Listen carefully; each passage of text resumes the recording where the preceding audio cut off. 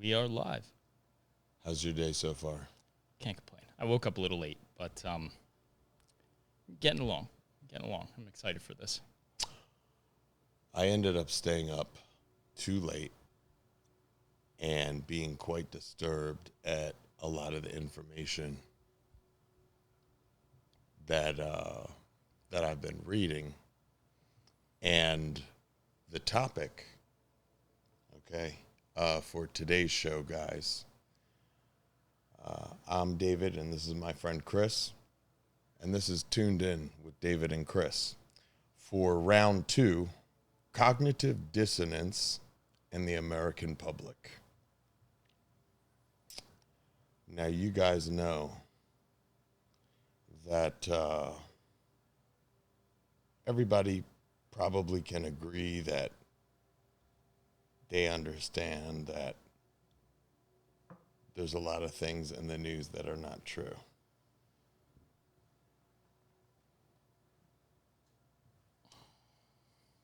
But I want to give a little bit of. I don't know if everyone knows that or agrees with that. I think most people know there's true things and untrue things. Do you think they know? On a basic level, yeah. Do you think they know how to find out the truthful things from the not so truthful things? Maybe not. Okay. But life has a funny way of showing you differently. Yeah, and if you were mistaken, we're gonna do that. Mistaken. We're gonna be those people. Okay. Some of them. So the truth will come out. So let's just define, what cognitive dissonance is. It refers to a situation involving conflicting attitudes, beliefs, or behaviors. This produces a feeling of mental discomfort, leading to an alteration in one of the attitudes, beliefs, or behaviors to reduce the discomfort and restore balance. For example, when people smoke behavior and they know that smoking causes cancer, cognition, they are in a state of cognitive dissonance. You think that's a good example? I do. How would you lay it out in layman's terms? In layman's terms, because I'm the eternal layman. I think that it is a clear disconnect between what is in actuality and the construct that one has in their mind, perhaps what you'd call a simulation. Yeah, I think that's right on the bat. To me, cognitive dissonance is, I think the example that people can relate to is you have some degree of evidence of some atrocity or something that completely goes against your worldview and everything you thought you knew. And no matter how much evidence is laid out in front of you, you still have this tendency to say that can't be true, right? If it's about a celebrity, if it's about a news anchor, a politician, someone who's very wealthy, a successful business leader, entrepreneur, you hear something negative about that person, and if it's a horrific crime, for example, that you're accusing them of doing or that you've heard them being accused of doing, you tell yourself, no, that not them, that can't be possible. It doesn't matter how much evidence you have. There could be photos, there could be videos, there could be reliable sources, and you're still going to tell yourself, nope. That's a psychological phenomenon that our brains are kind of hardwired to do, to shut out information that doesn't go with our worldview. It's natural, but we have to be able to identify that and overcome it. So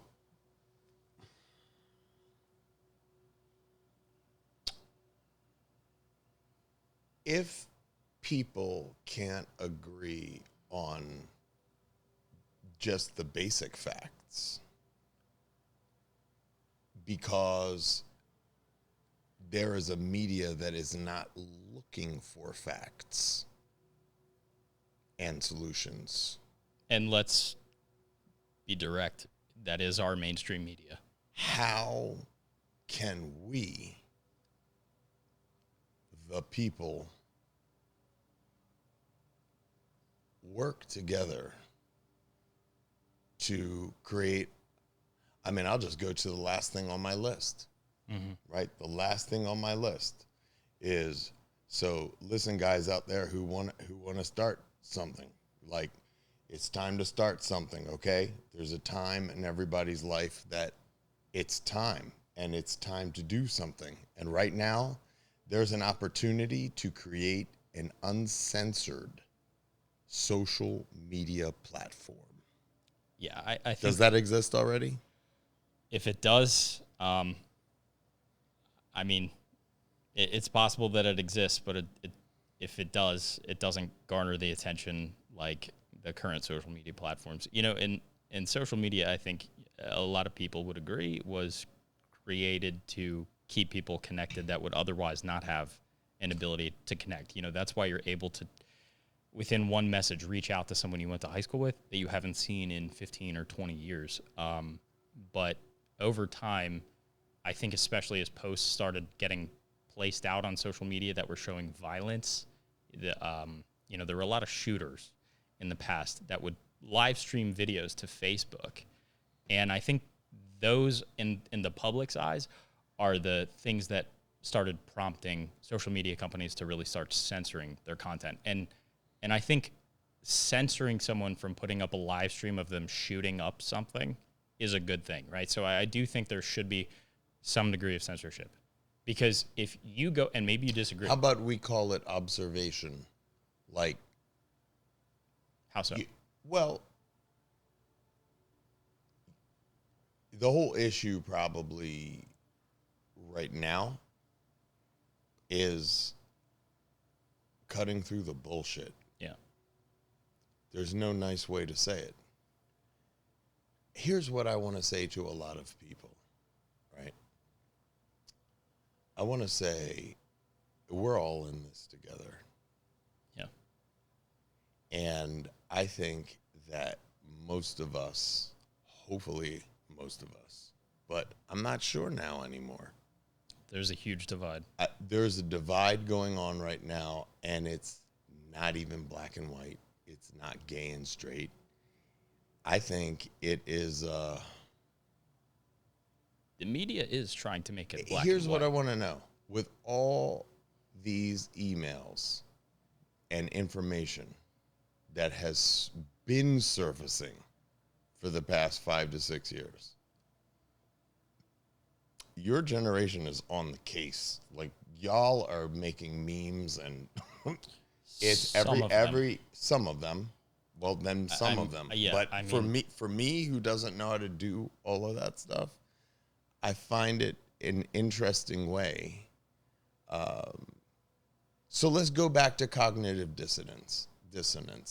Who are the people lesser affected, would you say, by that? Like, why are some people, and I don't really have too many pop culture references, so that's not even important to me, but I would say it's kind of like you could sleep through your entire life in a way, because I don't know, some people are kind of just like the Energizer Bunny. Their preset mind has them just automatically, they kind of just believed everything kind of worked out for them, you know? And I used to hate people like that. Yeah. Like, how could that be so? But that's an illusion, because then you find out that they were dealing with God knows what. But it seems like even with the maze of information, like, now I can read articles and I'm like, that's not true. This is a lie. You're on this side. You think this. You're putting out this because of this agenda. We know who is putting all the ads for your thing. We understand, like, more now. And the thing is, here's the deal. I can't even, like, I have this whole show written out. Yeah. And I was up until 5:30 in the morning thinking about topics. Looking at a picture of definitely a girl. Oh, yeah. I know what you're talking about, I think. Yeah. And so here's the thing. I never knew that, this whole pedophilia thing is so big. Yeah. And So I think I can tie this all together. Okay. Right. Did I come in too strong? No. There's no nice way to bring it up, and I don't want to be graphic. Well, I want to just hit. Let's just like give the audience, like the people who feel like us, the people who think like us.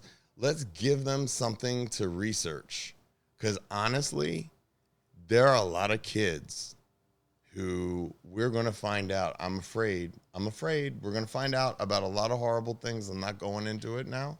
But if this is true and everything will surface, dark to light, it's going to be something that you think this coming indoors thing changed shit. This is really going to change shit, because it's too much.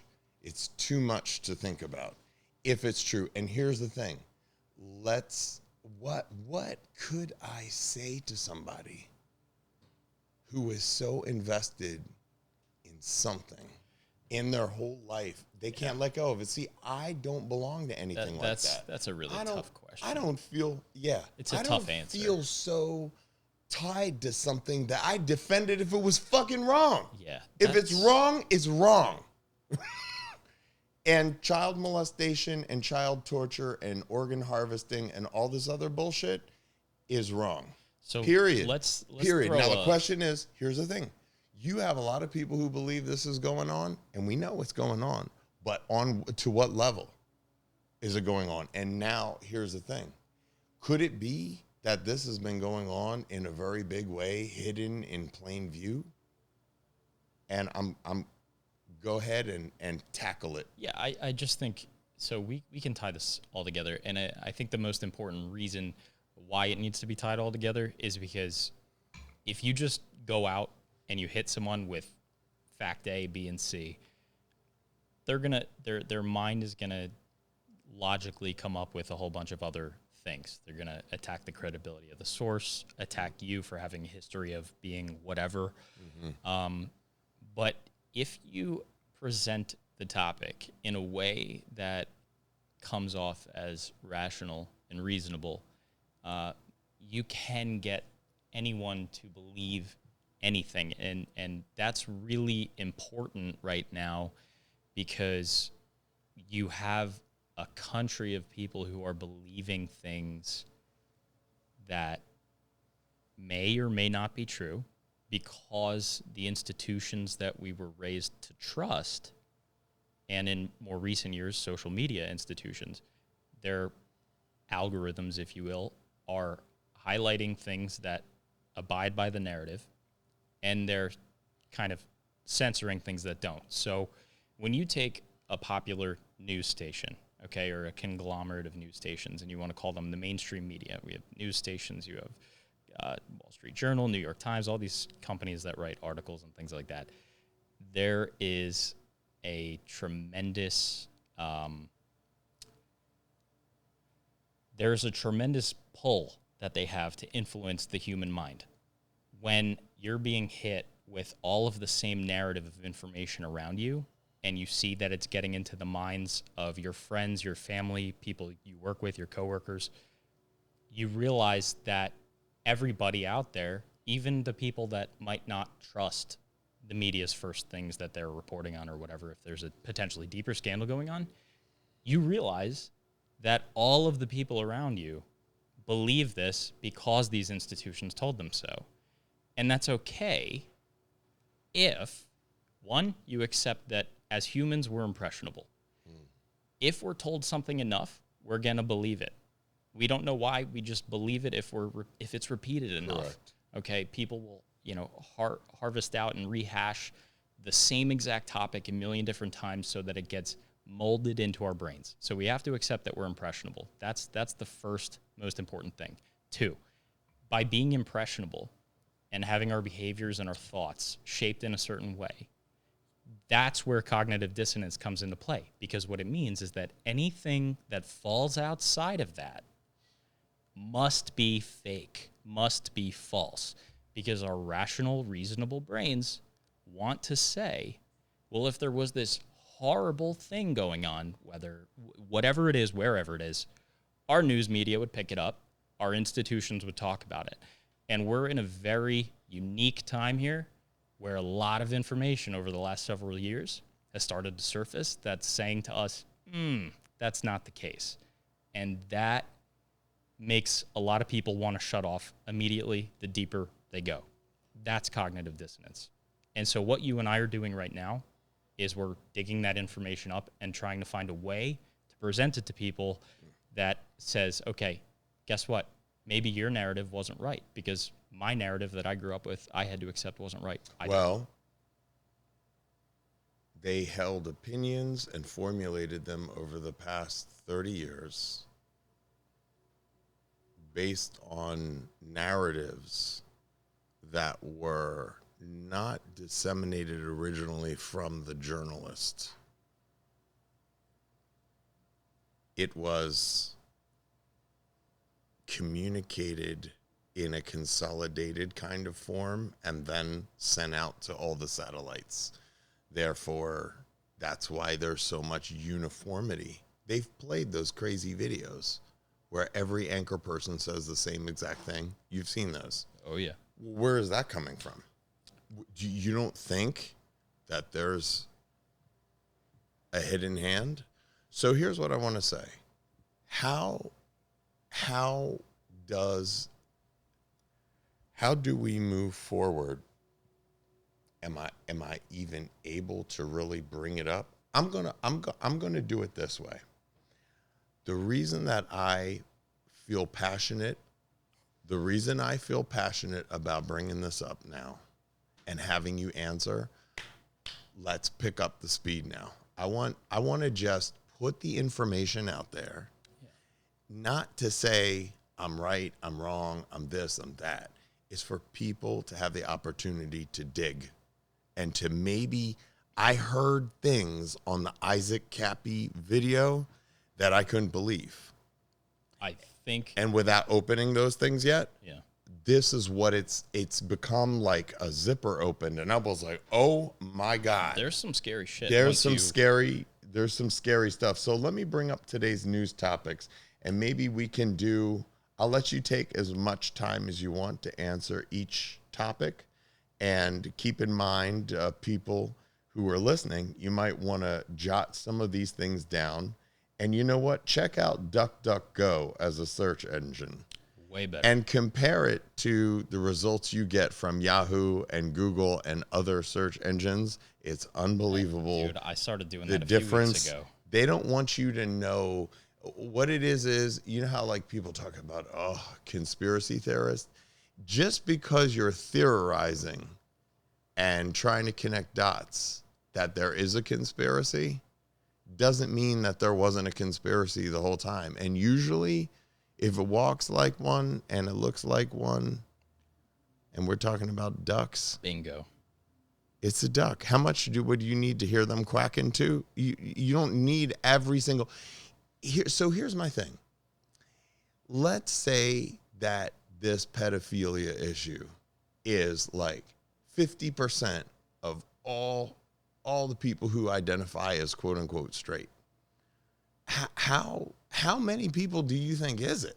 Yeah, I mean, is it because they talk about like millions of files and all that. I'm like, who are these people who are, I mean, it's just so far from I think I would be thinking about. I think to even touch on that, we have to address that the media does have a narrative of their own. And part of that narrative is to suppress this stuff. It doesn't take a conspiracy theorist to realize that the scant handful of times that these things have been brought up on national news networks, they are shot down immediately. They cut to a commercial break, whatever it may be. They do not want to talk about these things. And so I don't think we can even jump right to pedophilia without first talking about something like Hillary Clinton's emails. Okay, so we're not going to, I just wanted to throw it like just as a big fish in the pot. Opens to just that. Yeah, and just because I think I'm in a state of shock, and Me I too. don't want to present something and make this. This is not what that's about. What it's about is that nobody. You know how like nobody believed that we were gonna go inside for a while. Yeah. Okay, nobody believed that at first, right? There was a lot of resistance to that.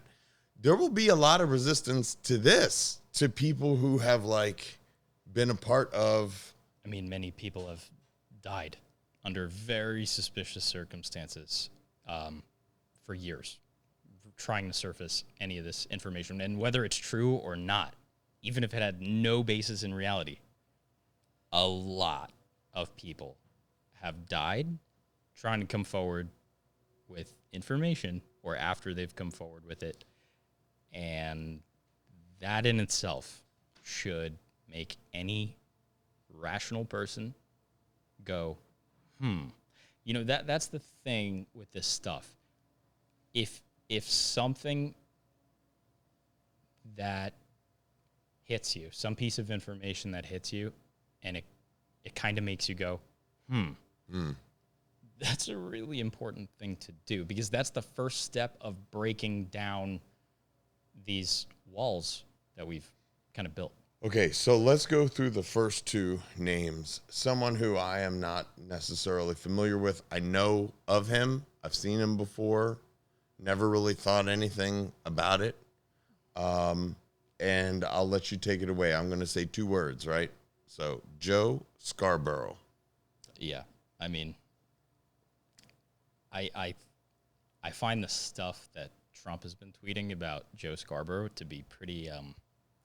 That's kind of bold for the president to be. I was just gonna say, right? He didn't actually have. Does he know something? Because the NSA information. knows all, right? Don't they have everything? They got everything. Yeah, I think they do. If he didn't know something related to it, I don't think he would be talking about it. And I haven't. What are the odds? What are the odds? Here's the thing.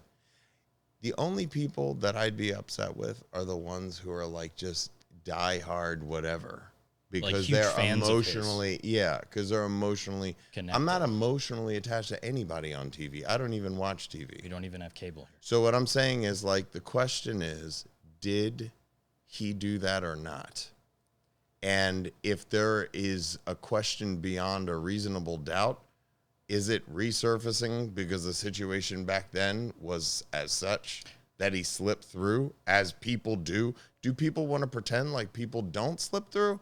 And I'm not saying that I believe either way. I don't know. I think a lot. There isn't even a requirement that you or I or an investigative journalist or an attorney comes up with, in this stage anyway, comes up with this idea that they have to mentally in their own minds prosecute this guy beyond a reasonable doubt. I think the most important thing is that people just look at it and say, okay, there was really no investigation done here. Why does an intern die in someone's office and it's just immediately written off? And then the other suspicious part is that then he very quickly resigns from his seat in Congress. I mean, those types of things should just make you go, You know, your mind is not going to jump from, oh, it's this great news anchor that I love. I've seen him. He's a reputable guy, whatever. I am thinking of someone in particular. Into, right now. Oh, he's a stone cold killer. That even if there were photos of him stabbing someone. Is this some kind of Dexter shit? Well, even if there were photos of him stabbing someone, the cognitive dissonance that we have would tell us, nope, can't be real. Okay, so the most important thing here is you just look at the situation and you go, something doesn't seem quite right. And Trump is trying to highlight that for some reason. And I think the reason is because he knows something. Because something's going on. Okay, next name, Adam Schiff. Sketchy guy. Really sketchy He looks crazy, right? He looks totally Just crazy. look in his eyes. He looks insane. He looks like one of those creepy dudes, either, you know, like a creepy uncle you'd want to keep away from the kids, or, you know, he looks like he's part of a cult. Like, what was that, Heaven's Gate? they all wore sneakers or some shit, and they had to cut their whatever. I don't want to get into it, but it was Heaven's Gate. It was in the 90s, I think. Okay. And this guy brought all these people together, and they used to whatever. He looks like out there. Yeah, he doesn't look like he has all his screws marbles together. Tightened. Yeah, I mean, what's the thing with him? So the way that I found out about it was actor James Woods on Twitter writing, hey, Adam Schiff, Standard Hotel. So that prompted me to go look up the Standard Hotel. You realize that with the Standard Hotel, they've held there's no children are allowed at the Standard Hotel. All right, at least not children brought by their parents or whoever.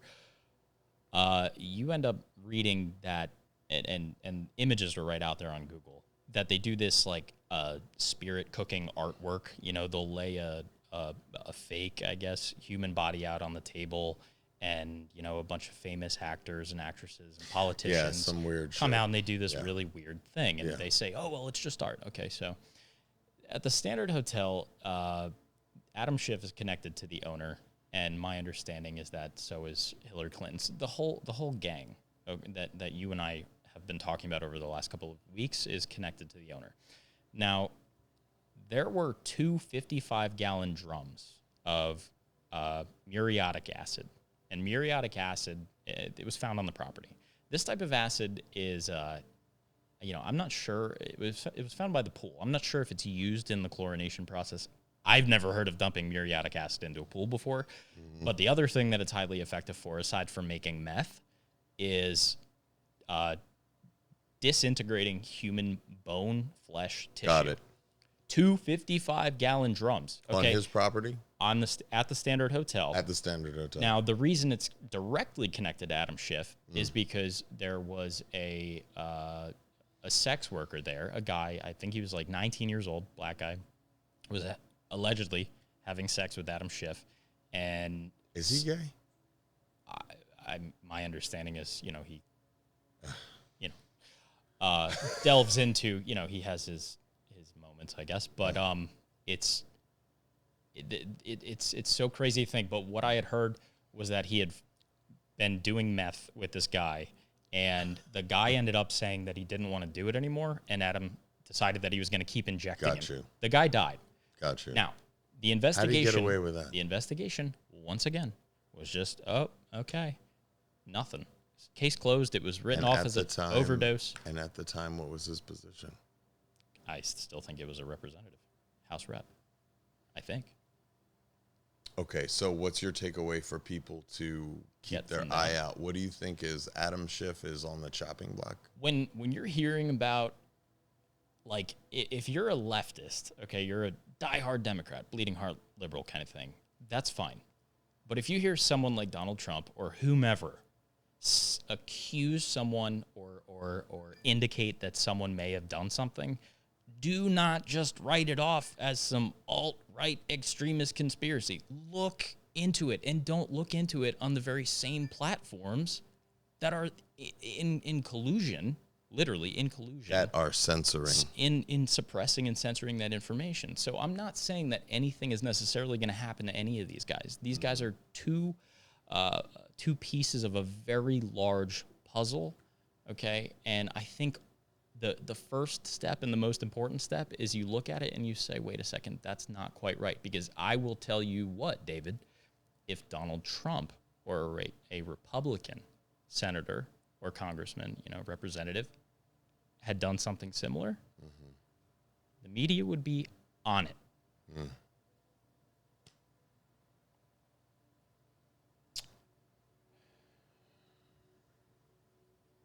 Judy Mitkowitz, Plandemic. What are your thoughts?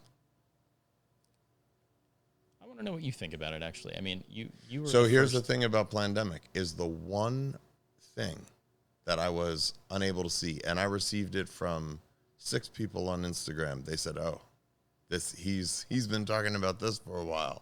They all sent it to me, and by the time I tried to look for it, they had scrubbed the net of it. Right. They actually took it off. And I think I got like a Spanish copy from another country, something, and I had only the first part. So I only literally, technically, I think, watched half of it. So you can't really even find it anymore. I haven't looked on DuckDuckGo. Okay. But if you get on Google, the news is like every single article makes Judy, it discredits her. This is a world-renowned scientist who discovered stuff that led to the AIDS cure. I don't even know all of her, so I don't want to start, but I'm saying it makes you kind of understand that just because all these people are in these different positions of power, that they are not subject to not being able to practice their craft to the honest conclusion, which would be, and in her opinion, I think it was in the mid-'80s, they gave the right to the scientists who work at all of these organizations the right to patent their discoveries. And she said it was at that point that everything started to go downhill. That sounds pretty accurate to me. That doesn't sound like so radical. I think what they did was, so you're not supposed to be able to patent something that's fortuitous in nature. If it's found out in the wild, so to speak, you're not supposed to be able to patent it. But what you can patent, from my understanding, and it may be wrong, but from my understanding, you can patent the process of how you got it. And by doing so, it seems to have created this domino effect, or this snowball effect, I guess is more accurate, of these scientists starting to move from cooperation to competition. And if you're not playing on the same team, or you don't want to play in the ball game at all, you're going to end up being disgraced. And, your reputation's going to go down the can. And I think that's exactly what happened to Judy. When I saw Plandemic, I thought, okay, it's at least good that some of this information is getting out there. The key, most important thing to take away, she doesn't have to be 100% right. The narrator doesn't have to be 100% right. They just have to have something in there to make people say, I'm going to check it out myself. Okay, and when you have the fact that the media, and Google in particular in this instance, and YouTube, owned by Google, took down these videos and said, well, they're false, they're misinformation. And then I saw people posting on Facebook about it, and then I was seeing it taken off Facebook. That is censorship. And if they're hiding behind these things of, well, we had independent fact checkers look it up, and they say it's fake news. Well, who's checking the independent fact checkers? Okay, because we've both come across a bunch of times where that you can say the lie is right there. Yeah. Okay, so let's keep it moving. I think that's a good answer.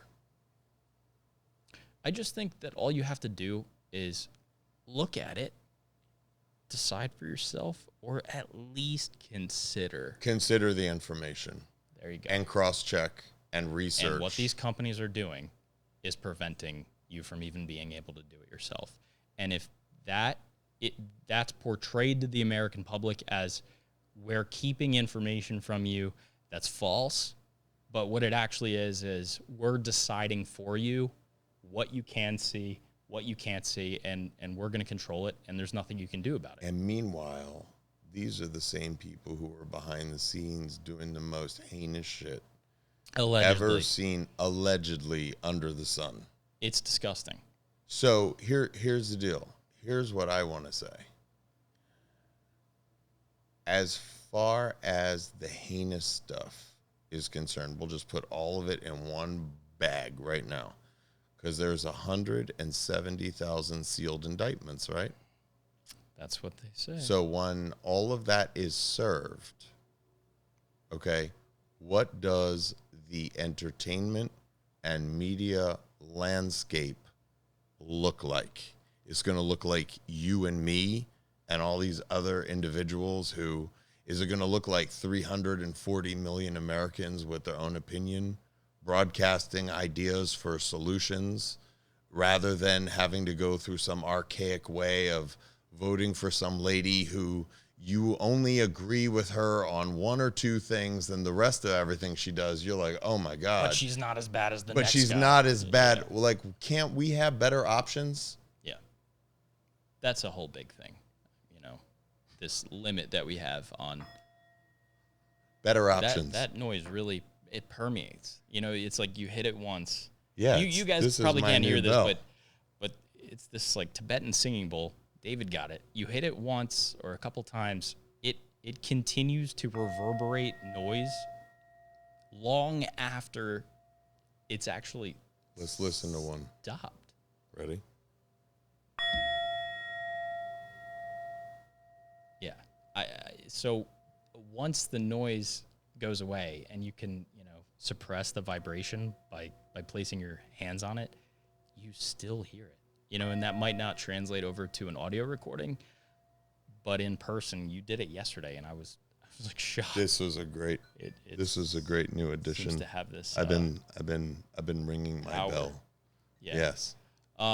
Every time I like something that sounds like a good solution, I'm going to ring my bell. This is our that's a great idea. I was gonna say this is our collective ADD. All right, so let's go through the rest of these. Bill Gates. There was a video that I posted on my Instagram Live that was a video that you were watching of the Italian Parliament and everything that they were saying, and I don't know who exactly was speaking, but it was very strong language. It was absolutely identifying people, and it was identifying a whole laundry list of things, of crimes around the world committed. What are your first thoughts about the Italian Parliament being more woke I mean, than the American? It's Or so, are we woke? Or are there a lot of woke people and they're just not saying anything yet? I don't know. I don't. So speak answer Italian. whatever question you want. Go ahead. Just jump in and attack that monster from whatever angle you want. Well, I'm sure you have your own opinions. It's not an interview, but the thing, I don't know what's going on inside of the Italian circles. I don't speak Italian, but they did have, I believe it was a female member of the Italian Parliament come out. She made these, and we heard it through a male interpreter from Italian to English. I believe that's how you and I heard it. And they were making these pretty brash statements about Bill Gates and how he's contributed worldwide to a lot of death and suffering, sterilization, paralyzation. Is that a word? Paralyzation? Yeah. And they were saying, hey, look, this guy's a sham. We put him up on this pedestal on the world stage, this unelected billionaire, doesn't have a degree in any of this stuff, which is a whole separate other thing. But this guy was making computers or software, okay? And then suddenly he becomes this multi-billionaire global philanthropist who's going to save, Africa, and he's going to develop vaccines. And when COVID hit, somehow he became this saint, this all-knowing guy. And when you start to peel back the curtain, right, you do a little of your own stuff, your own research, and you look at, the Event 201 or whatever these talks, some were TED Agenda Talks, 21. some were Agenda 21. Some of these some were talks, some were conferences, some were, I'm sure, TED Talks. Okay, and a lot of these, by the way, are now being censored. They're hard to find, okay, or they're edited. And you realize that this guy is telling you exactly what he wants to do. He wants to depopulate the planet. He wants to force vaccination. By 10 to 15%. That's what he said. At the beginning, that's the first phase, and you see this pedestal. Let's say that was the only information. Well, you I had. remember hearing that speech and hearing that and thinking immediately disturbed. Yeah. Is that a good thing? Let's say that's the only information you had, okay? And That's all I need to know. And you don't have to take our word for it. You can find the speeches if they're still out there. This guy says it, okay? So if this guy says it, why does that aspect of it not get reported on the media? Okay, and the answer is because there's an agenda. Okay, so the cognitive dissonance aspect is, okay, you're saying these two or three things that are awful about Bill Gates. And that's not what I've heard about him my entire life. Right. I mean, this actually happened to me just a few months ago. I thought that Bill Gates was like a great person. I thought he was a great guy. I had never had a reason to think negatively about him. I heard back, way back in the day, he had stolen some of Steve Jobs' work, and then whatever. Those are so minuscule. But then you listen to these talks, you see this guy saying these things, and our brain still goes, that can't be. That can't be. He's just trying to make a vaccine. Then you hear about the nanochips, the microchips. This guy fucking patented one, from what I've gathered. And people are going to say, oh, no. He wouldn't put that in a vaccine. I'm sorry. If he didn't have, what are you talking about? He wouldn't put it in a vaccine. If he wasn't planning on it, he wouldn't have filed for a patent on it. That is the goal. And nobody's checking this guy. So again, things that make you go, are the fact that you have this guy saying this stuff and the media's not talking about it. The American intelligence must know all about him. I think American intel must love him to keep talking because he's signing his own, I don't want to say death warrant, allegedly. But he's allegedly. Allegedly. He seems, the more he speaks, the more he lets out. He literally called the push for vaccines for the coronavirus the final solution. And it was Stephen Colbert who said, oh, are you sure you mean it like that? And he just goes, ha. Yeah, exactly. I don't know. You can form your own opinions about this stuff, but do not just listen to what your news channel says, what the first page of Google says. When you hear something contrary, we have to be awake enough to look at that evidence, not to look at that evidence through the very same channels and media outlets that are denying it in the first place. They're lying. They've been lying. They've been lying for a long time, which brings up the next, because we had so many things, guys, over the past few days, the past 2 days since we filmed our first episode, which actually seems like it was amazing. Yeah. And it's so many things. So as things were popping up, I was kind of like making notes, and I am kind of horrified, actually. I got on Google and I typed in Q. That's all I typed in, and to look at the results. Every single thing is something against Q, without defining it, without explaining it, without understanding anything about it. So for anybody who's out there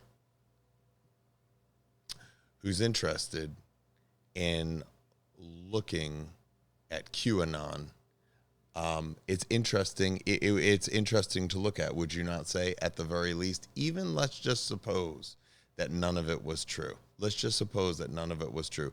Would it not be one of those movements where you would think it was so in line with the truth? But here's what I think. I just think it's in line with the truth. So, I try to take it back to my original. I don't know if that's the way I'm supposed to think about it, but here's the deal. They're dropping stuff that's not being revealed anywhere else. So what are you supposed to think? I didn't take it seriously until a couple of months ago. I had heard of it a handful of times, and my take on it was, frankly, I didn't even know what it was. And again, do you think it's a right-wing conspiracy? Why are they so quick to always just judge stuff like that without even defining what it is? Yeah, and here's the thing. You could be a diehard Democrat, and you could still subscribe to what's actually happening in the Q movement. I'm sure some of those people are Democrats. I'm sure some are libertarian. I'm sure some are in the Green Party. On the books. Yeah, it's so interesting because, again, up until very recently, I was using Google. And so I would equate Google and the information that it presents us to being, quote unquote, plugged into the matrix, right? So let me interrupt. Yeah. For the layman out there, can you tell them if they've never heard of Q, or maybe they've read 2 or 3 articles and they didn't really look into it and they're like, Q, because you get the vibe from an article where you're like, that's like something, but you just didn't look a little deeper to see, it it's not really something bad, is it? When you hear about it on national news or through a Google search result, what you're going to find out is a lot of horrible things. You know, they're going to say it's a pro-alt-right Nazi, whatever, extremist conspiracy theory found originally on this website called 4chan, which was later blocked, as well as 8chan, which it moved to, which was later blocked and censored due to it containing racist hate speech. There were shooters allegedly connected to the website. There was allegedly, Well, what I heard was the reason why they shut down 8chan was because the Hillary Clinton tape was on. That's circulating. That's why they locked it down. That's what probably I heard. Accurate. I mean, that's probably accurate. And so if you were like me and all you knew about it was what you read on the first page of Google, there's no way in hell you would ever go. That you're going to go try to find that stuff. Right. You're going to, in fact, think that if you even dare try to go out to that website, that you might accidentally end up viewing some content on your computer that can get you in a lot of trouble. So there's this real push to like completely discredit this thing. Now, in reality, okay, it's qmap.pub right now, and it lays everything out. So anyone who wants to go, it's qmap.pub. Yeah. Okay. And there's a handful of videos on there. Some of them do a really good job of explaining things from a broad standpoint, so you get an overview. And there's a victims list of people who've, they've either been killed or allegedly connected to it in some way that later died. A lot of them die through mysterious circumstances, suicides. But if you're asking me to like define Q, is that what you're? Well, just for someone, because I think a lot of times, especially, for maybe people who are not so savvy and even older than me, I found if I'm just randomly talking about IG Live, they're like, what's IG Live? Mm-hmm. You see what I mean? So I want everyone to know, I probably primarily have a younger audience, so they'd be more hip to maybe, but you'd be surprised because I've had so many people I've talked to, probably about 12,500 over the past 5 years. Yeah. And you'd be surprised what people are not aware of. That can be even like more surprising than what you think people know. Like they can agree with you up to a certain point. Yeah. And then you understand that their premise for that understanding isn't even on the right grid. It's somewhere else. Because I think that there must be a lot of programming and all kinds of operations that have been going on for a long time. Totally. Mind control operations, all kinds of. Say that. Mind. Try to say it's that. just like seriously. They've been controlling us. Try to say they've that been controlling us. Seriously to someone. I even got a number. Everybody has a number. Everybody has a birth certificate. All that stuff that you and I started looking into, and I'm going on a sidebar here, but this is worth it. The word government means mind control. Yeah. Look it up. So just coming from that point, it's kind of crazy what, like if these allegations against all of these politicians and celebrities are true, and how look, we can't go back into a world knowing stuff and just that's okay. And one example would be that British guy, what was his name? Ricky Gervais? No, Jimmy Somerville. And he raped kids in England for 30 years. So did Roman Polanski, right? And then he fled over to France. So still never been indicted. So that's just unbelievable and amazing to me. Because if Roman was a bus driver or a post office worker or somebody, He'd be, right? Yeah, yeah. he'd be in jail right now. Life sentence. The thing about what I was getting at earlier is, you know, try telling someone that the content that they've seen in their movies for their entire lives has been controlled by a source, you know, that has an agenda that's different from yours. And the agenda is not making money. The agenda is a lot more than that, you know. And so when you look at what is the agenda? Control, suppression of information, I think a weakening of the populace, and a whole slew of other things. But is it working? I mean, look at the divide in the United States. I think it's worked to some degree, and I think a lot of people who disagreed with it in the not-so-distant past died under suspicious circumstances. That's all you have to know. If you look into it, and, you know, any of those people. One is a coincidence. Two could be a coincidence. 92. 50, 100 could be a coincidence. David, there are hundreds, if not thousands, you know, and probably much more than that. Okay, but Q is a group, either the story goes, right? This is allegedly. The story goes that there's this clearance level in the government called Q clearance, and that it's issued out by the U.S. Department of Energy. And it doesn't necessarily mean that the group Q is the Department of Energy or whatever. A lot of speculation says that they're a group of individuals that are in the NSA. Mm-hmm. I don't have any personal way to verify that, but what I will say, and what gives Q a lot of credence, is that he's able, or she, or they are able to predict a lot of things that come out, and they do it long before it ever makes a national headline, and they drop information and clues. The thing that's engaging to people about Q is the way that they post things. So they do anywhere from like 2 to 10 posts a day. They can take a couple days off between doing posts, but they post these things, and they're written a little bit cryptically. Some of them are posed as questions, some are posed as statements. Okay, but once you learn how to kind of decrypt it, right? Like one will be the letter C and then an underscore and then A. Not hard to understand. That probably means CIA, right? So they use brackets and things like that. It's not written in some other language that's impossible to follow. And there are YouTube videos that certain people post that try to explain the messages. So it's for the person who would look at that and say, why would a group of people follow someone who they don't even know who it is, and they're dictating? Like, this would be the argument from the other side.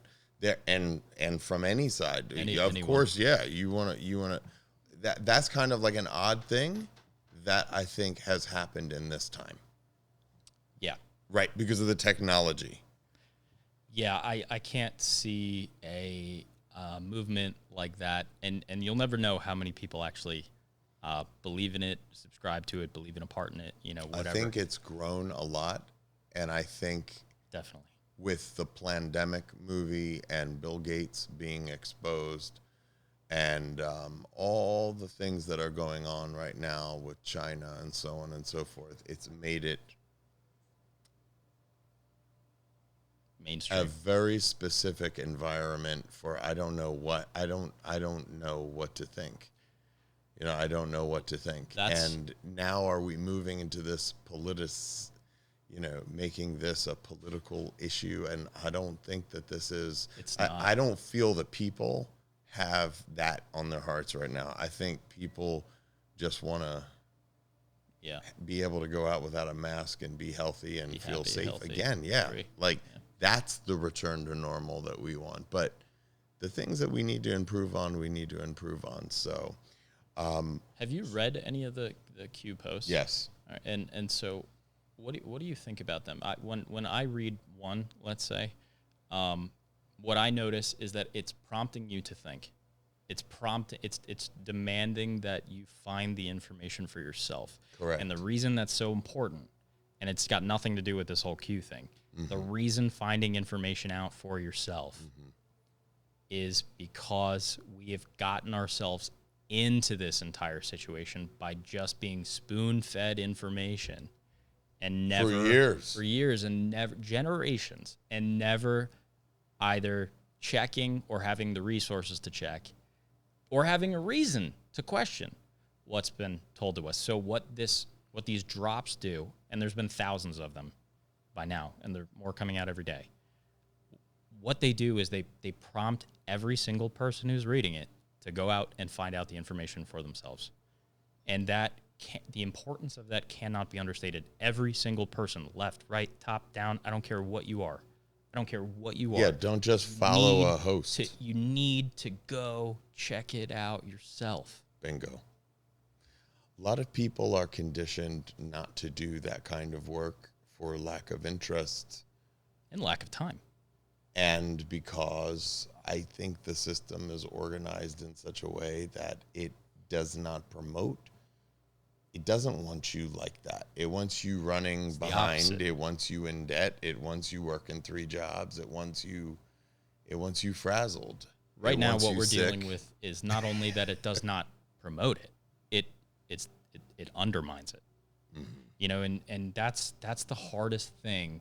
That's where you start dealing with all these issues of, you know, you're going to be called a racist, a sexist, a homophobe, misogynist, whatever, xenophobe, because you start to challenge that narrative that you've been fed over the years. And the narrative might be coming from someone who doesn't look like you.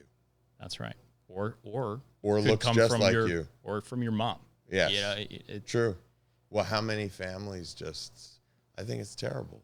You know, weren't able to get together for holidays or something because they were just so. I think that the most important thing you need to take away from Q is that it's about this attempt, okay, whether these people are knee-deep in, you know, the government, right, whether they have these special access security clearances or not, irrelevant. What it's actually about is exposing generations worth of the people who were working the puppets. They were the puppet masters behind the scenes, dictating from a very high level in secret societies, okay, what would happen down on the ground, what political decisions would be made. And we're talking left, we're talking right, every aspect of our lives has been affected by these people, and most of us do not know the names of these people who have been at the top. Q is about exposing those people, explaining to us or helping the American public find out that we have been lied to for a very, very, very long time. Okay, and you have to lay out the evidence. So could people think of Q as a news source in a way? Sense? In a it's way, kind of like a generator of things to go dig up. It's like getting what did reporters call it back in the day when they got like a whiff of a story? Yeah, they got a tip. It's sort of like that's kind of how I was looking at it. So and sometimes they'll post links to articles, and if you read, and some of the articles do come from a mainstream thing. You know, sometimes it will be Reuters or Reuters, whatever it is, Associated Press. You know, and sometimes it'll be a website that you've never heard of, but there will be pictures, there will be photos. And here's the thing. With everything, technology is so advanced that anyone can say any photo, any video, anything is doctored, it's been photoshopped, whatever. The point here isn't to get everything 100% right. If the news media is allowed to get 50% wrong, let's just say that they don't even check facts. They don't. There's so much evidence about that. But if, let's say, half of everything that the Q people were posting was totally off base, right? The other half says, David, and people watching this, it exposes so much information that completely changes the face of how we interact with each other in this world. Okay, let me ask you. So this came up last time, and I wrote this question down. And like I say, it's not interview, but I'm kind of doing it moderator style just this time. You know, I think people know that what we're trying to do is we're starting something new that we haven't done before, and the reason for it is not to sell anybody anything. Something's going on with the thing. No worries. It said live ended.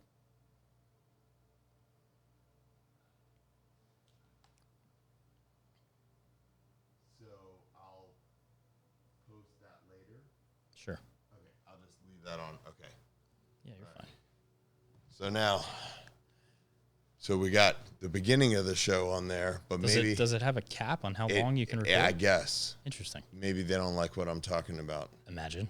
Can you imagine? See, that's a conspiracy. See, now there you go, guys. But it might be you true. say I'm a conspiracy theorist. It might be true. My batteries didn't run out. The other thing is like, Okay, why are conspiracy but theories? as a guy who's going to try to moderate, Yeah. I'm going to try to, because I know you well. So what I'm trying to do is just to pull out the juicy bits, right, in a way, by asking you certain things in a way. So this is the first time I didn't write down anything word for word because, you know, my memory isn't that great as far as that's concerned. But boy, can I remember something from 30 years ago. Why did Wuhan happen that way? And in the USA, no dropping dead. Now, that was the notes that I wrote, but just to recap people. Yeah. So I'm going to couch it like this. I'm going to put a bow on it and pass it over to you. Here's a question. Wuhan videos, very chaotic, very panic-stricken, very lot of sense of danger. Every video was something horrible.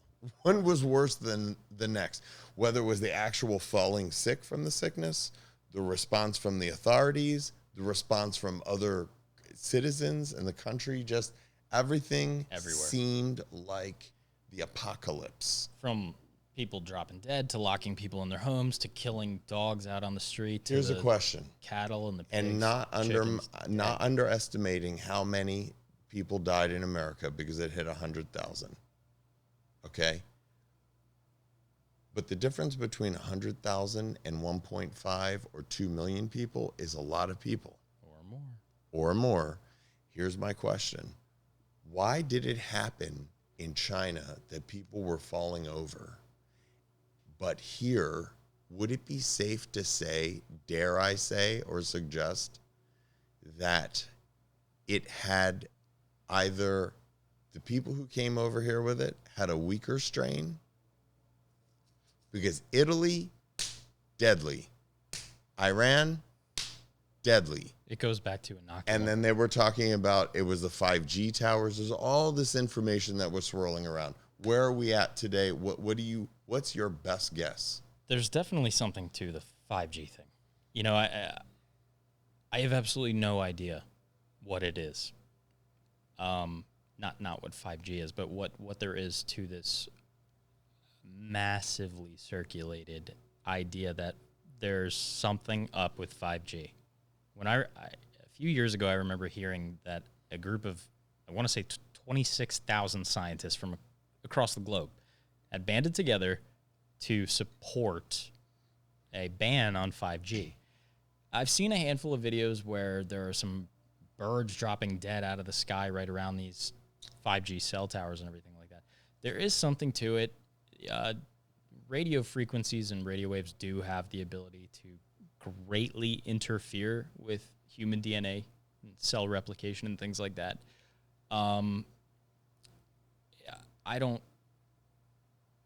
We'll probably, as members of the public, not involved in highly classified information, we're probably going to never really know exactly why it hit China so much harder.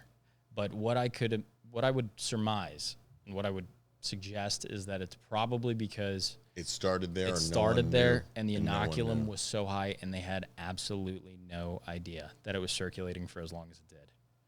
And I think there is a threshold that once it reaches a certain, amount, your viral load, for example, gets high enough in your body, it probably can cause you to go into convulsions and just drop dead. Now, the cognitive dissonance, going back to that you and I had experienced when we saw this happening over there before it came here, was our reasonable minds waking up every day and having to go like oh my God, is that really happening? No, it can't be. Right. Because it never happened before. And yet here we are. That we knew of, not while we were living. And we never had that. The lockdown was the same thing, but they would have called us a conspiracy theorist then to think that we were going to go into a lockdown. Oh, especially. Okay, so here's the question that I ask you. What is so wrong with posing a question and being, is it a conspiracy theorist has such a negative connotation to it? They want it to be. Yeah. They want it to be because what it infers is that you're just crazy. Why? So you're just paranoid. But here's the thing: is why that doesn't mean just because let's say somebody's paranoid, free thinker. Let's just say somebody's paranoid, and they get criticized by their friends for being paranoid about a certain thing. We all know somebody like that, right? Yeah. Does that mean that just because you're paranoid that you're wrong? They associate paranoia with not being correct. You can also believe in a conspiracy and not be paranoid about it. And you can also believe in a conspiracy, and here's the big thing, and be completely right. A lot of these terrorist attacks did not happen the way that we're told they're happened, that we've seen in the last 20 years, 30 years. They didn't happen the way we're told. A lot of things have not happened the way that we're told to happen. I don't believe that the coronavirus happened the way that we're told it happened. Of course not. They didn't even tell us basic facts I don't about anything. believe that Pizzagate and every disgusting thing that we know is connected to that has happened or continues to happen the way that they're shutting it out as if it's not even a thing. It has never been investigated, to our knowledge, at least, maybe Trump is, I hope. Expert versus degree. Let's talk about people who are experts because they've been doing something for a very long time versus the person who has a degree. And it doesn't mean that they can't be an expert. Yeah. But what defines someone as an expert in a field? If it's not the degree, what is it? The experience, the vision? Experience trumps all. If you look at most of the world's most successful billionaires out there, most of them are dropouts. We as a society have placed this overwhelming importance on going out and getting a degree. And having a piece of paper behind your name doesn't make you an expert. No. It means that you attended it, sometimes even online, okay? But you attended it, you showed up, you did the homework that you were told to do, you found the answers that your professors wanted, you gave them the papers, the reports, the presentations, and the projects and the research that they wanted. You always had to cater it to what your teacher or professor wanted. Otherwise, you were going to get a bad grade. Everybody knows that. So what it means is that, yeah, sure, some critical thought in some of the programs may have been required, but a real expert is someone who you don't need to have a degree to be an expert in something. Elon Musk does not have a degree in rocket science, if that's even a degree, or aerospace engineering, okay? He's still an expert in the field, and guess what? If I'm going to space, I want to know his opinion on it. There are so many people that you see on Facebook or out and about who are immediately going to discredit someone else's opinion because they can't back it up with a 2 or 3 letter acronym. What the hell is that? Since when did me having an undergrad degree in Homeland Security does not make me a national security expert. Me being a firefighter for 40 years might make me an expert in firefighting. I'm not. I was not.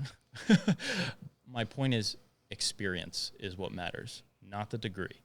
And the idea that you can shut someone out from their opinion, which may be very well informed. I can guarantee you there are some people out there who know more about human physiology, biology, organic and molecular chem than some of the people who are teaching at universities for it. Correct. there are some legal scholars out there who are so loaded with knowledge and have no degree. It doesn't carry the weight that we attribute to it. It's an expensive piece of paper. So we both noticed this week that Fauci had changed his mind on the second wave. All of a sudden, there's this abrupt sort of about face public message, or am I imagining things? No, you're absolutely right. He went from saying there's definitely going to be a second wave to within the last week saying, well, there might not be a second wave. He went from originally saying that, I believe he said this, I'm projecting here. I think he said originally that we were going to need to, continue with lockdowns until a vaccine was procured. And now he's saying, well, we can actually open up earlier than expected and we can resume sports. And hey, actually, we can probably, return to normalcy without a vaccine now. You have to ask yourself, well, what happened behind closed doors where you decided that everybody had to have a vaccine no matter what? He also went back and forth on the masks. Originally he said a mask isn't going to help you. And then he was supporting the masks. And I don't know where he falls now, but what that says to me is, it just should make you go, where did these people's allegiances lie? Well, he's not used to probably interfacing with as many people as someone who works with their hands is. He's not getting his hands dirty the way he's actually not practicing. In what sense? A physician. He's not a practicing physician. He's a researcher. He's a researcher. Right. So when a researcher goes rogue, and they've been around for 30 years. Would you say he went rogue? Do you think he did? It seems to me like he did. It seems like he was always rogue, and then this thing happened. Because, correct me if I'm wrong, but 3 months before Donald Trump was elected to be president, he said something to the effect of that there'd be a surprise pandemic. He said, if there's one thing I want all of you to take away from today, is that the Trump administration, the next administration, they will face a surprise pandemic. So, how did you know that? How would you be able to make that statement? And there's several of these people who are in the clique, I'll just call it for right now, and I don't exactly know who's in there, but all the people who are part of that whole pharma bullshit that nobody that I know wants a part of. Nobody that I know wants to have a vaccine shot. Yeah, I think vaccines they open up this whole other can of worms, because I grew up, again, my entire life thinking vaccines are great. They do all these wonderful things, and now there's very few vaccines that I support. There is such a push. Are they doing vaccines, or are they doing covert testing on different populations? This is the question that you have to ask yourself. Let's just say that all of a sudden that became the thing, that everybody had to have that. Do we get an ingredients list of what's in this stuff? How do you know what's really in there? And then all those problems. So for me, I kind of decided a long time ago, I'm not into it. I don't want it. Ingredients lists, whether it's food or vaccines or medications, they have a lot of ways of very cleverly crafty. They're crafty. Yeah, they're very crafty in hiding certain ingredients under other names in broad general categories. Just like there's so many different names for MSG, same thing. Exactly. Okay. It's exactly that. Yeah. Mm-hmm. So, again, if we're talking about cognitive dissonance on a general, broad basis, you don't even have to go as far as asking why would Fauci do this? Why would Trump do this? Why, what's the motive? You don't even have to ask yourself what the motive is. That's a second step. The first step is just saying,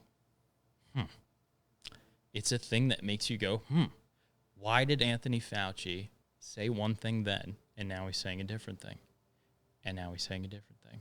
And when someone does that over and over and over, or they say something that is so kind of outrageous, right? Like what you just said was a perfect example. Why are you telling people there's going to be a surprise pandemic? Why is Bill Gates saying this is a pandemic that's a once every 100-year type of pandemic that will forever reshape the course of history? When it's over, we're not going to have anything for 100 years. Let's hope, as long as Bill Gates isn't running around on the loose. And, I cannot imagine that all of the world's governments are looking at him right now. Every person out there has to do right now to get started on, like, quote unquote, taking the red pill, waking up, if you want to call it that, is just observe. Just observe that certain things kind of make your eyebrow go up. They make you a little skeptical.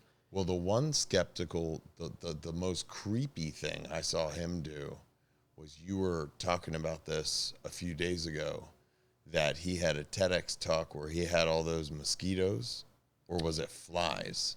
And at the end, he opened the thing and released all the flies. Yeah, there was a TED talk that Bill Gates did a couple of years ago. It might have been 2018, 2017, where he was talking about how malaria is one of the easiest diseases to spread globally. And he's up there on the podium, and this guy walks up to a glass jar on a table. He's been there the whole talk. He opens it up, and he literally releases a bunch, I don't know how many, a whole bunch of mosquitoes into the crowd.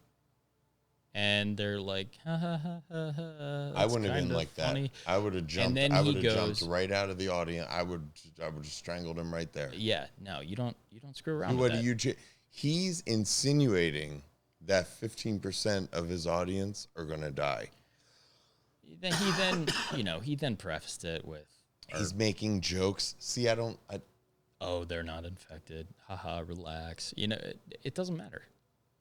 As if anyone wants to willingly get bit by a mosquito anyway. See, this podcast, to me, is not about proving every single thing. I want to make that clear.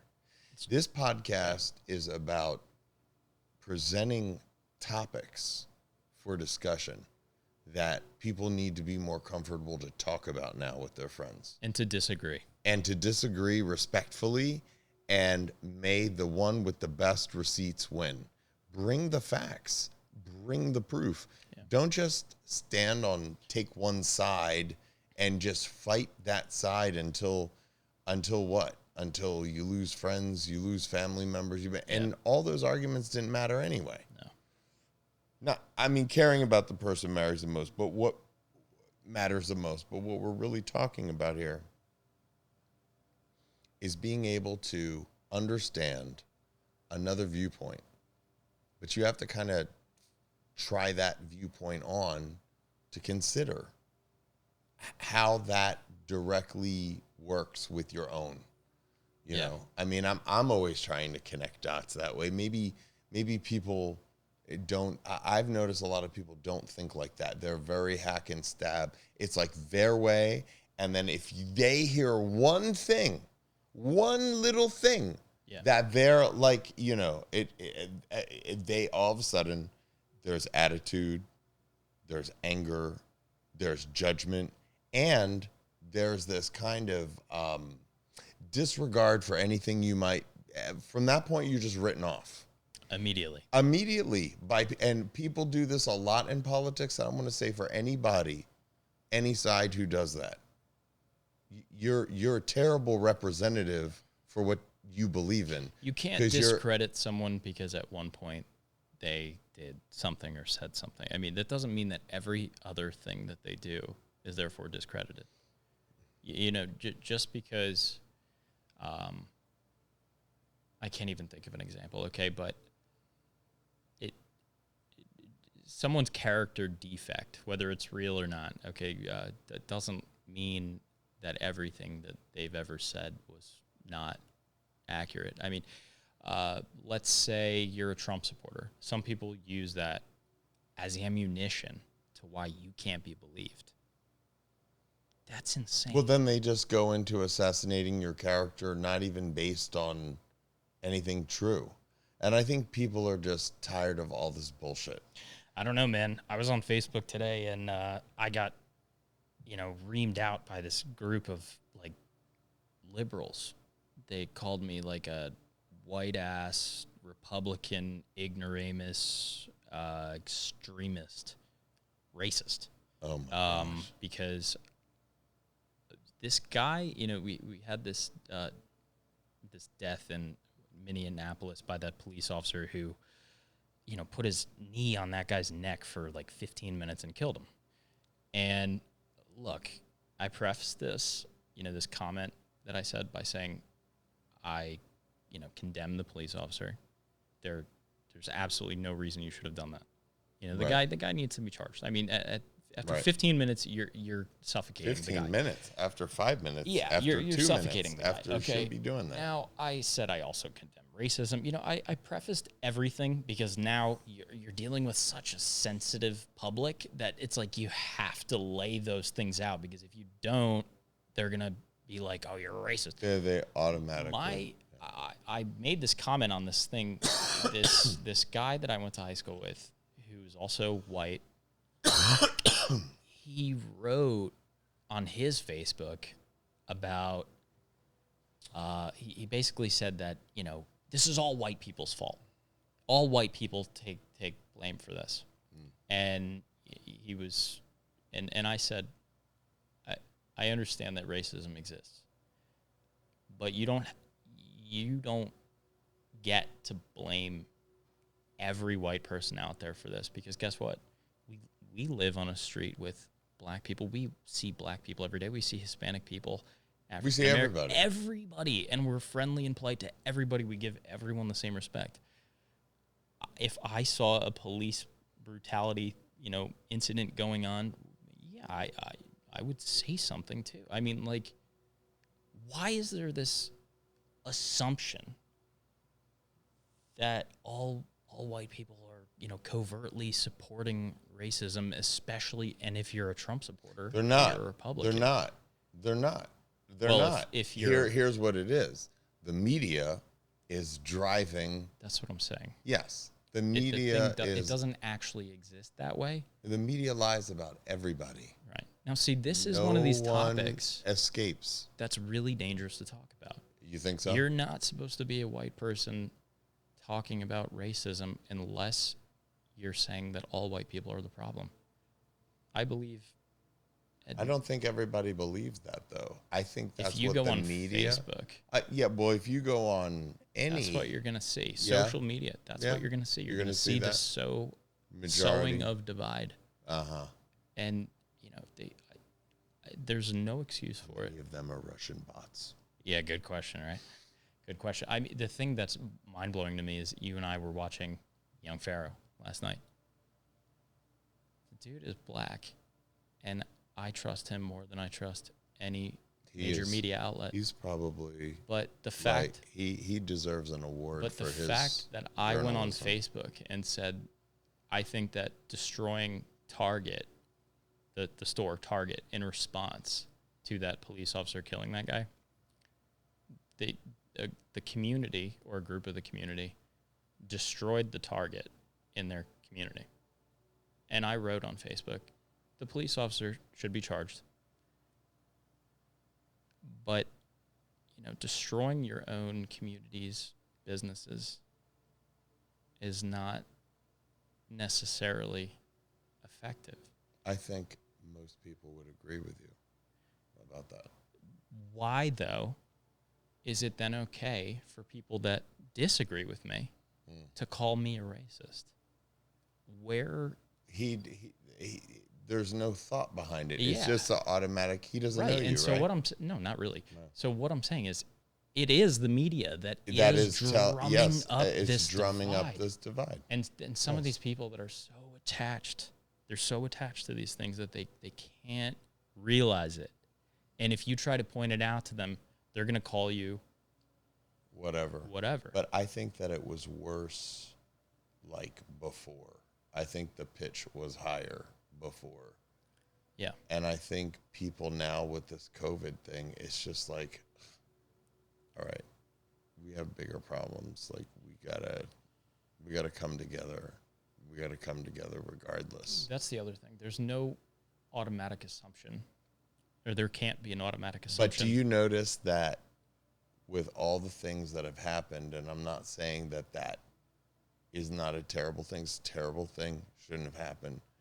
But do you notice the media focuses on certain things all year long at different times attention away to from distract people from maybe the corruption in their own government. And this is what the hard. And that's what we need to focus on. It's the hard part to explain to someone, right? That like, yes, that death is important, but just because it was a white person that killed a black person, or a black person that killed a white person, or an Asian that killed a Latino, does not mean that person is automatically racist. I could be wrong, but I think people understand that's like a cop thing. It's not just black and white. It is a cop thing. You know what I'm saying? Yes, this is a police officer thing. So I don't think... My point is it's a touchy topic, and we have an agenda that the media is pushing onto people. And that some people, it's become extremely difficult to point out to them that, yes, this death or this riot or this whatever is important. These people that subscribe to the mainstream media's narrative. Okay. It's incredibly difficult to point out to them that, yes, that death or that whatever it was, whatever event it was, is incredibly important, and it warrants an investigation in X, Y, and Z. But we can't have this dominate coverage because we have these other things that affect the entire globe through and through. Like this General Flynn thing, if you want to give coverage to the murder, okay. Also, give the coverage to the General Flynn scandal. Give the coverage to the FISA abuse. And they won't. They want to push the narrative away from, Joe Biden said this racist thing. Anything that they can do to highlight that the other side is bad and to push down anything that shows that their side isn't innocent. Their side is completely not innocent. They're much worse, I would probably say. I think that over the next 2 to 3 months, I don't know how many weeks, the best thing that can happen is that we just drop the D and the R stuff. Yeah. I think it's time for figuring out a new generation figuring out how to reorganize and reprioritize how we are going to go about creating a place where people have the right to pursue their happiness. And it seems that there have been a lot of decisions made in the past by past governments and all kinds of programs that have been funded to break that up. And one of those things is that narrative that is being challenged by a lot of people that love this country and want everyone to have the best. But see, if the people all the way at the top... That's the problem. That the people who are controlling these outlets, controlling certain sects of government, controlling media, the importance of that cannot be understated. And we do want to drop the D and the R, but the media is selectively, as a conglomerate, choosing one side, and that's why Trump wants to do something about social media censorship. It's almost like just let everybody say what they got to say. Yeah. Well, that's what I was saying way back at the beginning. Look, if If Facebook, you don't like Twitter, it, YouTube, go to another channel. if you don't want to What's the big deal? if you want to censor out from, all the stuff, okay, great. Take off the videos of people committing mass shootings. That's not what Facebook was created for. But don't take off videos and posts and, rearrange the algorithms so that people can't see their stuff just because someone says something that poses a question or poses a differing opinion. That's messed up. Well, so this drives directly into what you were saying last week, that there's more to the story than what they are told. So we're talking about cognitive dissonance and the American public. How removed from reality, based on what you think the picture looks like right now, what's the percentage of people do you think that really just don't know about any of this stuff? That's a good and question. it doesn't make anybody less worthy or anything like that. We're not getting involved in value judgments. Right. It's just more so about our conversations, for instance. Like, our conversations just naturally flow, and you'll finish my sentences and I'll finish your sentences. We speak the same language. Do you ever speak with people that you don't speak the same language and they got stuck on one word or two words or three words? And then you have to backtrack and say, well, I used this word because when I was 7, I was doing this. And it's like, it doesn't make for a lively conversation. It's almost like other people are coming with preconceived notions and judgments rather than just kind of like opening your mind. All of us are. I say, okay, but that's a skill that you have to. So how many people do you think don't really have an idea about, like, even through the Q lens, how many people, 90%? Man, that is so tough. Even though what now I'll say, everybody has the time to look all this stuff up. That's the important thing here. That if you're not, quote unquote, an essential worker right now, and your state or your city is still on lockdown, you have had over the last several months more time to do something in the last several months than you've ever had, really. So I think if the question is how many people have some notion that the message that they've been told might not be the whole truth, I think most.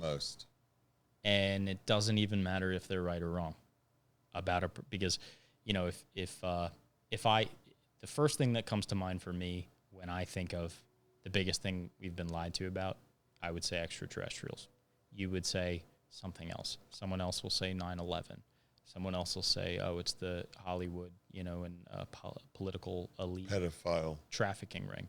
And frankly, David, I think you and I are going to have to dedicate a whole other thing to that topic, because it's so expansive. But again, we live in this time now that's slow for right now. Yeah. Right? Because a lot of people are having time to think about a lot of things. So just through this format to be able to hit on a bunch of things. So give me a percentage do you think are completely unaware of the current happenings? Of course, after something happens, after something happens and everyone's been disclosed on the information, then everybody knows. Right? But as you're building up to... doesn't buy into it. As you're building... I'm sorry? I said there's still going to be a segment who doesn't buy into it.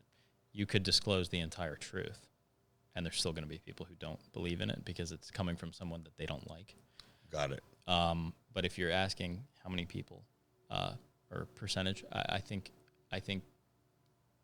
50% probably have absolutely no understanding. So half. Yeah. Half and then the other half, who is aware, they're aware on a whole bunch of different something. Yeah. All you have to do is to be aware of one thing. If you're aware that one thing is off kilter, may not have happened the way that you're told it happened, you're doing really well. So You're saying there's more to the story than what we're told. And what are we told in where are people getting most of their cues from? Are they getting it from entertainment? Are they getting it from media? Where is the attention span? The attention span just seems to be I think pop culture. on Hollywood. Yeah. And movies and music. Yeah. Not that there's anything bad about that, but what is bad about that is there's a lot of stuff that's bad. Yeah. There's a lot of messaging that is added into some of these things. And my whole life, I've always loved like laying on the couch and watching a movie, throwing on a TV show or whatever. All of my life, I had watched movies and never questioned them at all. And it wasn't until fairly recently that I started learning about all of this stuff. Mm-hmm. My interest was always in like aliens, it's programming, and the deep state, not about the deep state, how they program people. Right. That's a whole other thing. And once you learn that, everything changes. And you start to question things. So is that the more to the story? When I say there's more to the story, programs? When I say there's more to the story, I'm not just talking about these kind of like subliminal or hidden in plain sight messaging that movies and TV shows have. When I say there's more to the story, I mean that what's being reported, okay, is not the full truth. The writer, the editors, the producers, the directors, the actors and actresses have some leeway with what they're doing, okay? I mean, I don't really know exactly how to explain that, but I'll explain it like this. What goes on behind closed doors between anyone is likely distinct and different from how they're portraying themselves in public. I think a lot of people would agree with that. Okay, so the discussions that the President of the United States has in back rooms with people is going to be much different than what is actually presented to us. Okay, and often, and the first time I actually learned about that as a fact was in law school. I had a professor, Adam Benferato, who wrote a book. It was called Unfair, the Science of Criminal Injustice or something like that. It ended up becoming a New York Times bestseller. And he talks in the book about how there's this phenomena, if you want to call it that, where prosecutors will charge this guy with, they'll find out that his real motive was murder, and he did in fact murder someone, but that because it took place in this safe county, lily white neighborhood where they'd be afraid of real crime, they're going to give him a plea deal where they say that, no, he was actually just an electrician who came to this woman's house and they got in an argument and things got out of hand. They're sugarcoating it and kind of like concealing certain parts of it to present it to the public in a polished manner. They're not going to release the prosecutors would not release the true information of, no, this was a guy who literally came to this woman's house to kill her. And so this happens by and large millions of times a day with every news article that comes out. Okay, because let's say you have President Obama back in the day. He gives a message to the reporters. The reporters digest that information. They bring it to their editors. Okay, their directors, bosses, whatever. They put their own narrative, their own thoughts on it, their own opinion, and then it gets brought to you, the public. Every single thing, every message, every law that's passed, every movie that comes out, every thing that's reported on has been spun by someone. We are surrounded by spin doctors. It is a natural part of our minds, and it's a normal part of being human that we're going to put our own spin on stuff. That's how we work. And by putting that spin on it, that's eventually what builds up to cognitive dissonance, because we for so long put our own spin on something or or take in the spin that someone else is putting on, that we refuse to believe anything different. The technology did not exist at a certain time to be able to do what we're able to do today. So it's even a little bit harder and to have a consensus, perhaps, because it's so, there's one side that's trying to grab the mic, so to speak. Yeah. They have the mic. They have the mic, but they don't. They are not the majority. They don't speak for everybody, and that's the problem. Who holds the mic? That's the problem. You know, that's the real question then. How many people and what are they threatened by? Trust what are they media threatened says? by? That if half the country thinks one way and the other half thinks another way, it never was a problem before. Well, that's a question. You know, like it was just like those people are Republican and those people are Democrat. That's a question. When do you think this kind of like manipulation of the public narrative really started to become, if not prevalent, obvious? Because you're older than me, so you'd probably know. I think that I am probably don't know exactly enough facts to answer the question, but my gut feeling is that around 1995 was really when America was starting to, you know, because the 80s was very anti-gay. Okay.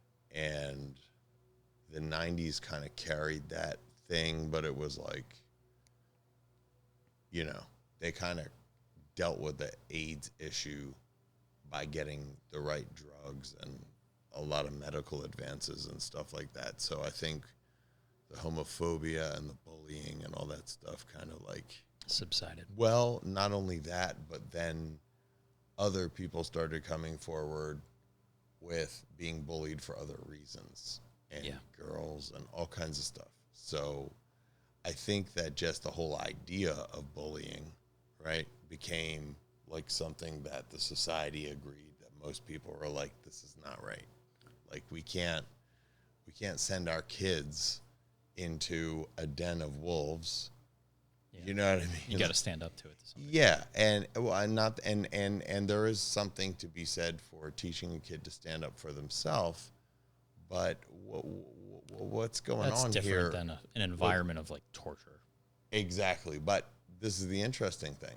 If these people are really responsible for the kinds of things that we're thinking that they are responsible for, and I'll speak for myself, that I'm thinking that they very likely may be allegedly responsible for, I wouldn't know what to, I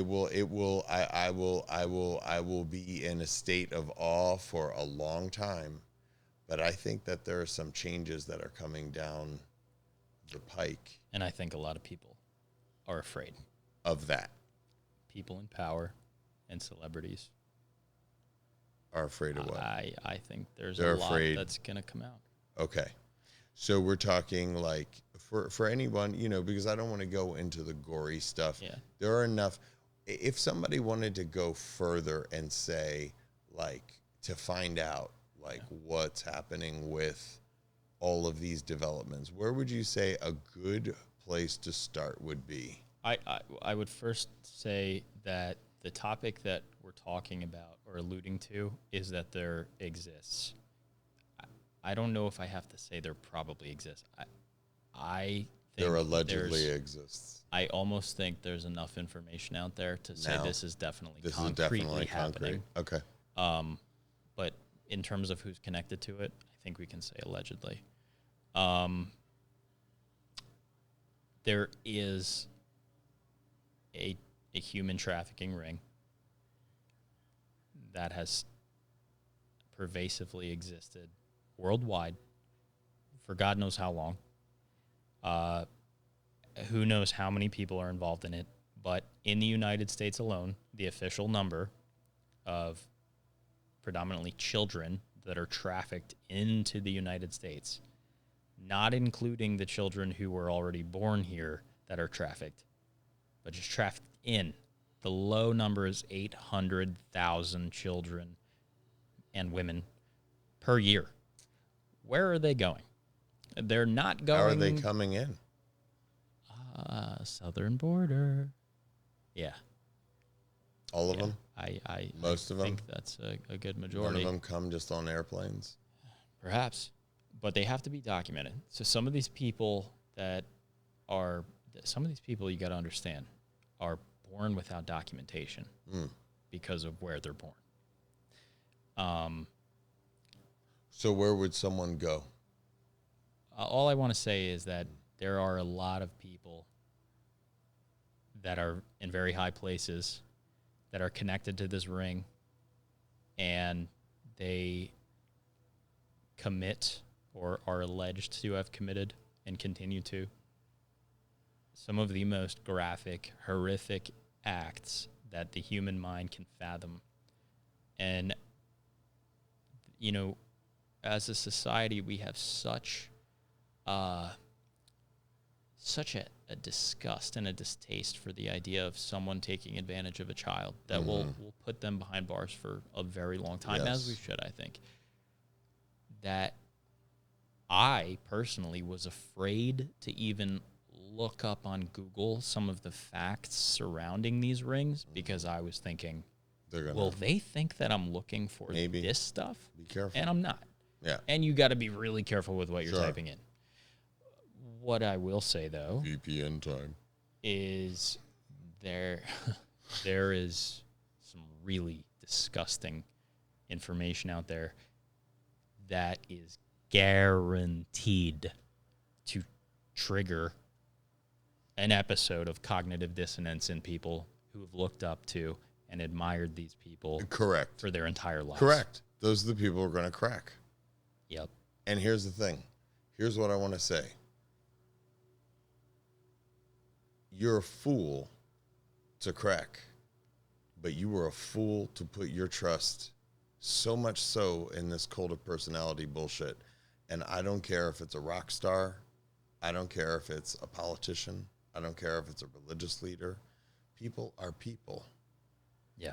And it's one thing to look up to someone, but to have this ongoing fantasy that this person is going to be either the total, like their salvation. They're going to create so much success in my life, right? Because they're in power.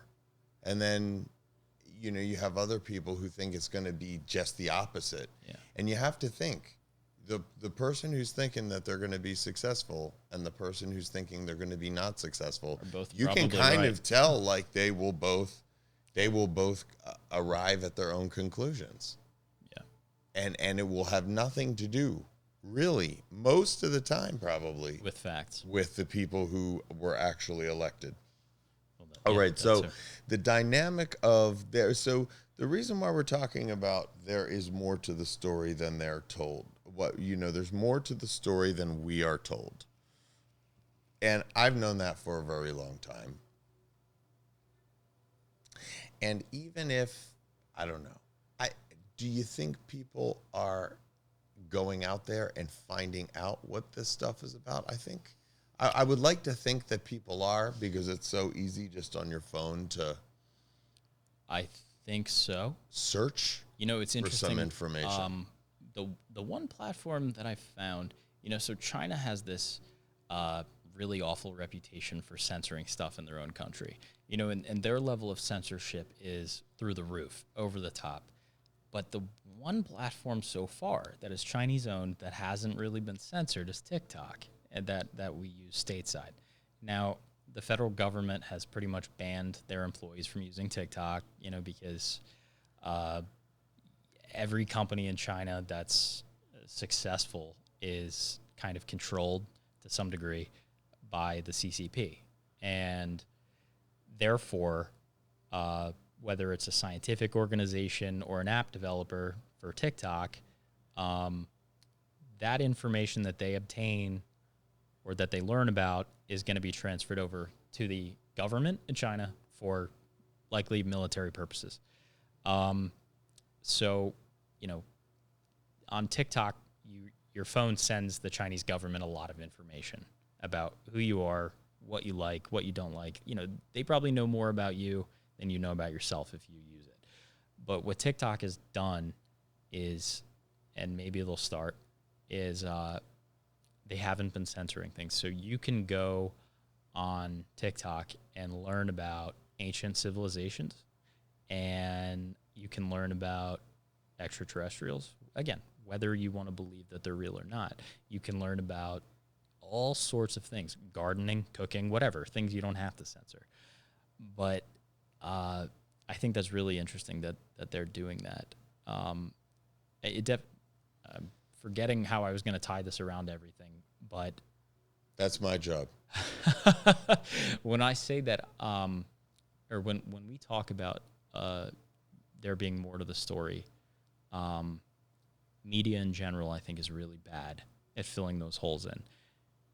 But if you take someone like a military spouse whose husband or wife was, who passed away during service to the country, and they get a letter, or they get some information saying, so-and-so passed away during a routine training exercise.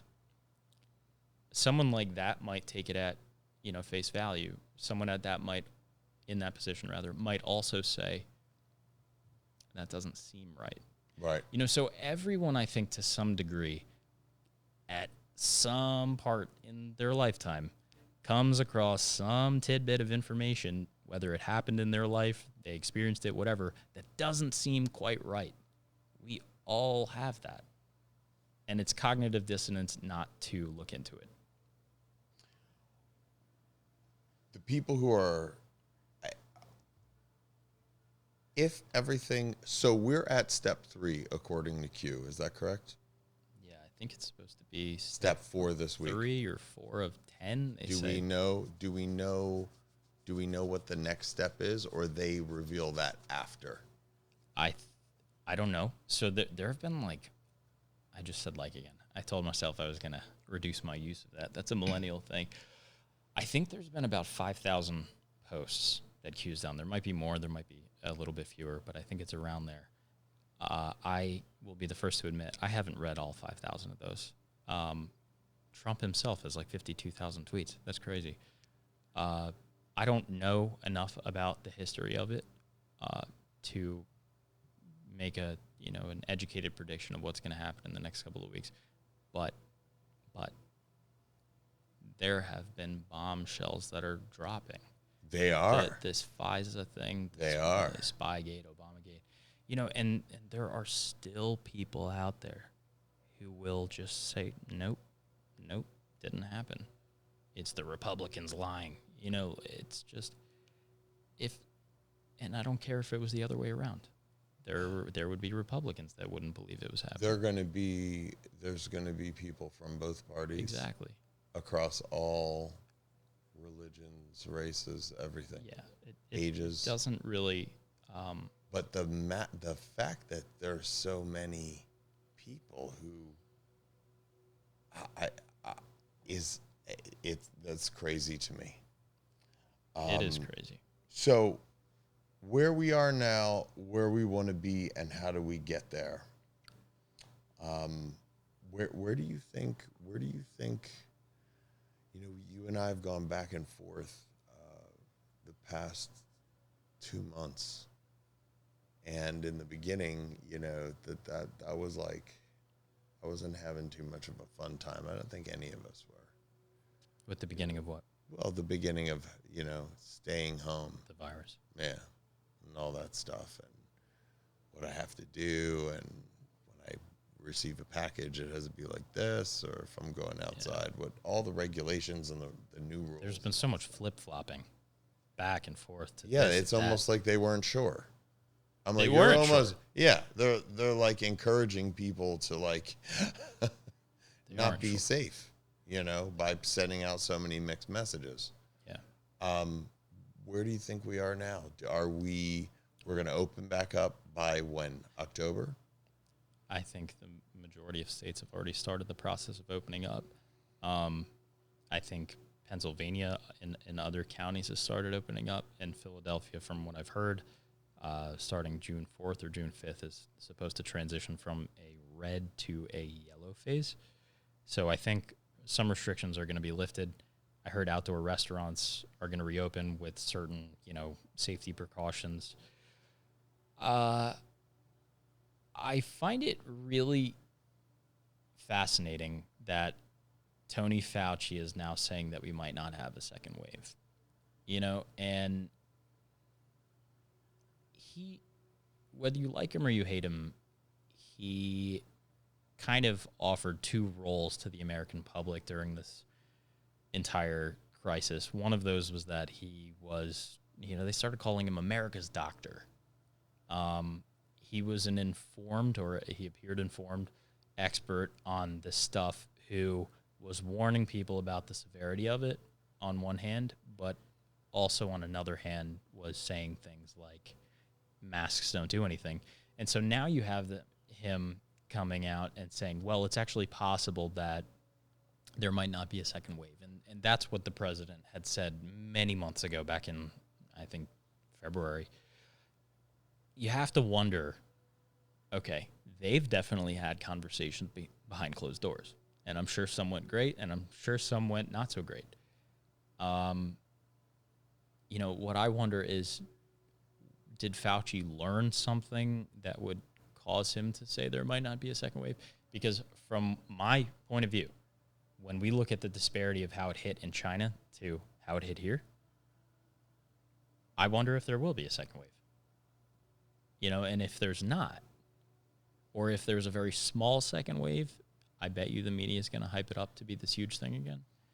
Now, again, there might be a second wave. I don't know. But when we hear facts like, I think you said 84% of the deaths, it might have been something around that, were in nursing homes. And then you found out that certain states, I think New Jersey, New York, certain states had tried to keep infected individuals in nursing homes. And then you hear about... And admit people. And continue to admit people. And then you hear that in Italy, 96% of the fatalities were people that had pre-existing conditions. Now, again, that can go either way. Pre-existing condition could mean you have type 1 diabetes, or you have migraines, I guess. I don't know what... It really depends on what they call a pre-existing condition. I think the most important part is that through all of this, you just have to go, and think about it for yourself. Think about it for yourself.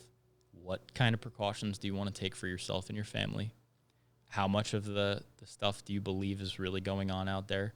Is it actually a better picture on the ground than what we're being told? Or is it worse? Or is it about the same? Those are the types of things you have to consider. There are certain days where you and I go outside and everything looks like it's back to normal. And then there are other days, yesterday, for example, where we go outside and we felt weird, kind of bad vibrations. Yeah. And I don't exactly feel safe. I don't feel like, not safe, but I don't feel like I should be out here right now. Right. Those are that's the whole point of this stuff. Like I just said, again, consider for yourself whether what's on the ground out your window is what we're told it is through the TV and the internet. Well, it's been a good second round. Do you think that we accomplished something? Do you think we got a whole bunch of information out there that we'll find our way with? I think it's interesting what we're talking about. I'm interested in it. I'm interested in engaging people eventually through my voice. I don't really want to be... You got a radio voice. Yeah, not the TV presenter type, but just the facts, the information that maybe, if any of you guys who've listened to this podcast heard something that you learned about for the first time, or likewise, you have a correction or a comment. Yeah, that's It important. would be nice if you brought some information to the plate, because all of us are working on this together. And so let us know if there was something that you would like us to go over in the future, or any information that you'd like to respectfully leave in the comment section. We very much would appreciate for you to hit that subscribe button, smash that like and bell. You've got it so rehearsed. that you Oh, know. man, you know it. You've seen Yeah, so much young so Pharaoh. that's right. I have to learn from the greats. That's right. That's right. And that maybe every 3 to 4 days, Yeah. Chris and I are going to approach this in an organic way. So we're going to put this information out there for you guys to think about. Yeah. We want the engagement. You know? We want the engagement, and we will respond in the comment section to you guys. Absolutely. So bring your best. And in the meantime, over the next few days, as you guys all well know, the information is coming really quickly. Really fast. So we'll probably have another bunch of things to go through, and we'll do round 3, and the topic will be decided by what happens in the news. And the last thing I want to leave it off with is something that everyone can do over the next couple of days is, as they're, sitting down to turn on the news or to pick up their phone and read an article, or, read something that's going on in the world, look to see if you can find, some type, ask yourself, is there something that they're trying to accomplish with the way that they're presenting this information? You don't have to know what it is, and there might be, there might not be, but a lot of this stuff, there is an agenda that is being pushed. Just ask yourself if you find one. You don't have to, but a lot of this stuff, the way to kind of crack the code, to unplug from the matrix, to start opening up your mindset and breaking away from cognitive dissonance, part of that is starting to question the things that are going on around you and the information that you're being told. And cross-checking it. Exactly. I had fun. Okay, I had fun too. Again. And to everyone out there, take care of yourselves. Be well. Go outside. Try to get some sun. Wear your mask when you think you have to, which is probably most of the time if you're in a congested area. But if you have the chance, I guess, to get out in nature, make sure you keep getting your sun. Get that eating sun. your greens, exercise. We all have to stay healthy until we come to the end of this. And so with that being said, we'll see you next time. All right.